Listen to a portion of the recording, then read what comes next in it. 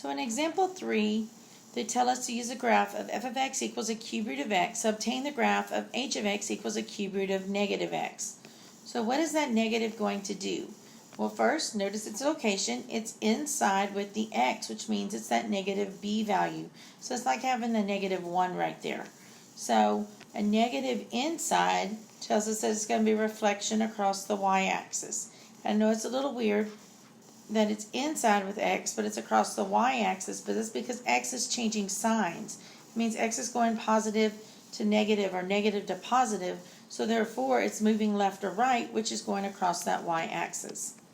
So to graph this, first thing is take your parent table for the cube root of x. Again, this is a radical, so it had that weird table. And remember, we had taken actually the x cubed table and we switched our x and y's because we said they were inverses of each other.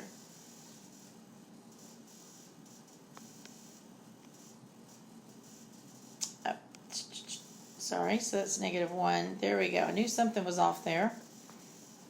Alright, and we said that these were our x's.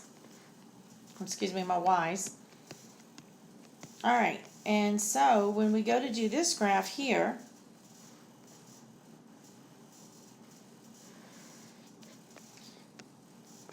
is that negative 1 going to affect my x or my y? Well, again, look at where it's located. It's inside with x, so it's going to affect the x. How? Well, this says negative 1 times x, but we know with x we always do the opposite. So we're actually going to divide by that negative 1. Now, I know that multiplying by negative 1 and dividing by negative 1 doesn't make a difference, but if it had been any other number than a 1, it would make a difference.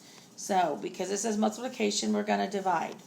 So just like before, I'm going to take my y values because there's nothing there to affect them, so I'm just going to bring them over. And then I'm going to take these x values and I'm going to bring them over, but I'm going to divide each of those by negative 1. So negative 8 divided by negative 1 is positive 8. Negative 1 over negative 1 is positive 1. 0 over negative 1 is 0. Move that down a little bit there. And then we got 1 divided by negative 1. That's negative 1. And 8 divided by negative 1 gives us negative 8. And so now that we've got our ordered pairs,